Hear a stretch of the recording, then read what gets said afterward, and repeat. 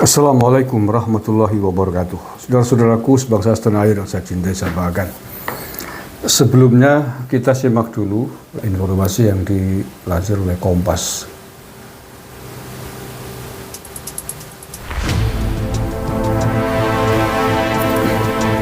Partai Koalisi Pengusung. Capres nomor urut 3 Ganjar Pranowo dorong partai koalisi pengusungnya untuk menggunakan hak angket guna melakukan penyelidikan atas dugaan kecurangan pemilu 2024.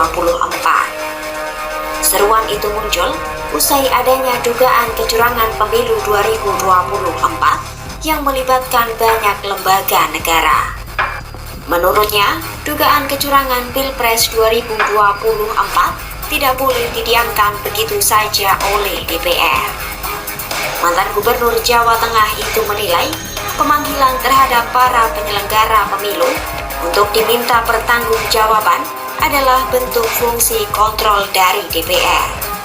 Pernyataan itu disampaikan Ganjar Senin 19 Februari 2024. Di lain sisi, Ganjar menyadari pihaknya tidak bisa sendirian dalam mengajukan hak angket di DPR. Mereka tetap membutuhkan dukungan partai pengusung paslon nomor urut 1 Anies Muhaimin, yakni Partai Nasdem, PKS, dan PKB. Menurutnya, keterlibatan Nasdem, PKS, PKB, PPP, dan PDIP bisa mewujudkan penyelidikan dugaan kecurangan pemilu karena dilakukan lebih dari 50% anggota DPR.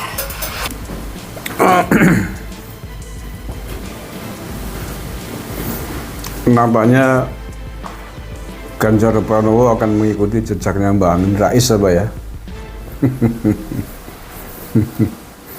Mau mencoba mencari jalan pintas dalam polemik hasil Pilpres ini. Sabar Pak Ganjar, sabarlah. Nggak usah gerusa-gerusu, nggak usah gegabah. Panjenengan masih muda loh. Karir secara politis ya masih muda, karir politiknya masih panjang. Kalau langkah-langkah politiknya emosional begitu, itu bisa mengakhiri karir panjenengan di dalam dunia politik. Paling pol ya nanti jadi caleg DPR RI PDIP. Iya, kalau caranya begini, paling pol jadi caleg PDIP 5 tahun yang akan datang. Ini Pak Ganjar mencoba memprovokasi anggota DPR RI dari Partai Koalisi 01 untuk menggunakan hak angket. Hak angket itu ya memanggil penyelenggara pemilu, dalam hal ini KPU gitu ya, dengan dugaan banyaknya kecurangan di Pilpres ini. Dengan maksud nanti kalau misalkan dilaksanakan, kemudian akan ada keputusan dari DPR RI bahwa KPU curang, pemilu harus didiskualifikasikan, baik itu. Tapi apakah itu bisa terwujud? Kalau kemudian menuduh pemilu itu curang, tidak adil, dasarnya apa Pak Ganjar? Harus punya dasar kan, tidak cukup hanya dengan dugaan. Dan dalam sistem undang-undang pemilu, bukankah kita tahu itu semua diatur di undang-undang pemilu, segala bentuk dugaan kecurangan itu larinya ke Bawaslu. Dugaan tindak pidana pemilu ke Bawaslu dan ke KPU. Nggak usah ke DPR. Nggak ada aturannya itu Pak Ganjar. Nah, maka kalau itu mau ditempuh, tunggu dong. Tunggu hasil laporan-laporan atau dugaan-dugaan kecurangan pemilu yang ditangani, diproses oleh Bawaslu. Nah, nanti seperti apa Bawaslu keputusannya? Tindak pidana pemilu kan banyak macamnya. Tidak hanya dengan asumsi dugaan tapi tidak jelas. Nah, nanti kan dari hasil yang dilakukan, tindak lanjut yang dilakukan oleh Bawaslu akan kelihatan titik-titik kecurangannya seperti apa, sanksi-sanksinya seperti apa. Nah, kalau itu sudah selesai, baru bawa ke DPR RI untuk hak angket itu. Belum lagi nanti ada putusan MK. Udah itu yang paling tinggi. Hak angket seperti apapun, nggak bisa dong. Kalau MK mengatakan bahwa pemilu ini sah. Jadi tolong dong Pak Mahfud, Pak Ganjar, kok jadi kayak provokator sampean. Sifat karakter negarawannya nggak muncul sama sekali pasca Pilpres ini. Ya untung panjenengan di ranking ketiga. Ya real kon KPU hari ini menyebutkan bahwa Ganjar Mahfud ada di ranking 3. Kecil banget suaranya, hanya 17%. Sama Amin aja kalah. Jauh, Pak Prabowo sudah 58% kemenangannya. Ini kan menurut saya memalukan. Kekalahannya sangat besar, masih rewel gitu loh.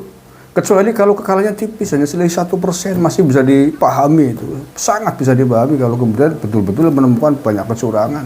Ngotot ini harus diselesaikan. Kalau selisihnya luar biasa kok. Selisihnya 3 kali lipat hampir kok. Kalau mau mengusulkan hak angket, tidak menghargai kerja Bawaslu, tidak menghargai undang-undang pemilu namanya. Alai karim. Satu itu ya. Yang kedua, mungkinkah partai koalisinya 01, yakni PKS, PKB, Nasdem, setuju sepakat dengan usulan Pak Ganjar itu? Menurut saya kecil kemungkinan. Kecil kemungkinan menurut saya. Alasannya apa? Argumentasi politiknya seperti apa? Satu, Nasdem, Surya Paloh kemarin sudah menghadap Pak Jokowi. Pak Surya Paloh sendiri ya yang mengajukan, minta ketemu dengan Presiden dan disetujui sama Presiden. Dan pasca pertemuan itu, Pak Jokowi memberikan statement kepada pers, kepada media ya, dengan aura diksi yang nampaknya menggembirakan. Sepertinya Pak Surya Paloh oke untuk bersama-sama menjalin kerjasama deal-deal politik atas kemenangan Prabowo Gibran. Orang menangkap seperti itu dengan gaya bahasanya Pak Jokowi. Nah kalau Surya Paloh seperti itu, apakah Nasdem kemudian akan melawan Surya Paloh? Ya nggak mungkin. Nah ya Surya Paloh sama dengan Nasdem. Apa yang diinginkan oleh Surya Paloh yaitu yang akan diamini oleh jajaran elit Partai Nasdem, termasuk anggota DPR RI di Nasdem. Satu. Yang kedua, PKS. Logika politik mana yang mengatakan akan lebih memilih bekerjasama dengan PDIP ketimbang dengan Gerindra? Nggak ketemu. PKS tidak punya sejarah dekat dengan PDIP, dengan Megawati. Tetapi kalau sejarah kerjasama secara politik dengan Prabowo, dengan Gerindra, 2 kali Pilpres, 2014, 2019. Sehingga kalau kemudian memutuskan harus bergabung dengan PDIP dalam konteks mengajukan hak angket ini, menurut saya sangat sulit diterima oleh akal sehat politik kita. PKS memang 2 kali menjadi oposisi, tetapi oposisi terhadap PDIP. Iya kan? Oposisi terhadap PDIP. Saya tidak yakin dengan bahasa-bahasa politik yang beberapa waktu terakhir ke sana diluncurkan oleh politisi PKS terhadap PDIP, kemudian tiba-tiba mau berkoalisi dengan PDIP.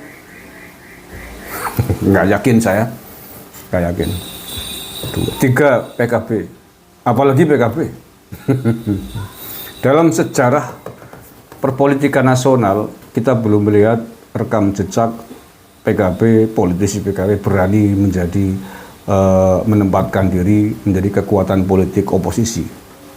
Ya, dalam sejarahnya semenjak PKB berdiri belum pernah PKB menjadi kekuatan partai oposisi. PKB akan cenderung mencari titik aman, bekerja sama dengan pemerintahan. Setidaknya itu yang sudah terjadi di masa lalu. Apalagi Caimin, sosok yang memang memiliki kasus. Setidaknya kasusnya belum selesai di KPK. Kasus kardus durian itu kan.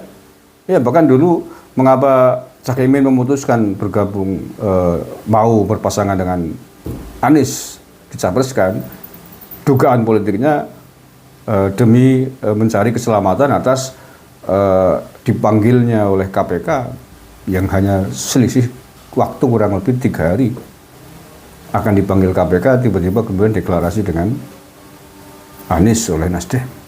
Jadi menurut saya jauh lebih sangat kecil kemungkinannya PKB mau menempatkan diri melawan partai pemenang, melawan cawapres pemenang dalam Pilpres 2024 ini. Itu selain sejarah perpolitikan politisi KB yang lebih memilih sikap di tengah-tengah, bukan tidak punya nyali, tapi memang kebijakan politiknya selalu begitu PKB, memilih keselamatan lah, daripada hancur lebur melawan kalah. Sejarah politik politisi PKB belum pernah ada yang berani menempatkan diri sebagai oposisi yang berani seperti politisi PKS. Belum pernah ada sampai hari ini. Ya itu. Ditambah lagi tadi kasus potensi kasus hukumnya Caimin di KPK. Menurut saya menjadi tambah tidak berani lagi. Iya kan? Jadi ingat kita kan apa yang pernah disampaikan oleh Fahri Hamzah beberapa waktu yang lalu sebelum Pilpres ini, bahwa beliau bahkan mengancam pasca Pilpres Anies dan Caimin berpotensi masuk penjara, begitu kan, atas kasus hukumnya. Jadi hampir mustahil bin mustahil PKB berani melakukan perlawanan dalam kasus Pilpres ini. Jadi sepertinya sulit Pak Ganjar Pranowo keinginan panjenengan untuk mencari teman di dalam melakukan hak angket atas penyelenggaraan pemilu ini. Selain tadi itu pertimbangan argumentasi politik dari para partai koalisi pengusung Amin. Yang kedua juga langkah yang terlalu provokatif menurut saya. Karena dugaan kecurangan pemilu itu baru sedang diproses oleh Bawaslu, dan mestinya jalurnya itu. Jalur penyelesaiannya adalah Bawaslu. MK. Nggak usah ngomong meloncat pakai jalan pintas, itu langkahnya Amin Rais itu, Pak Ganjar. Terima kasih. Assalamualaikum warahmatullahi wabarakatuh.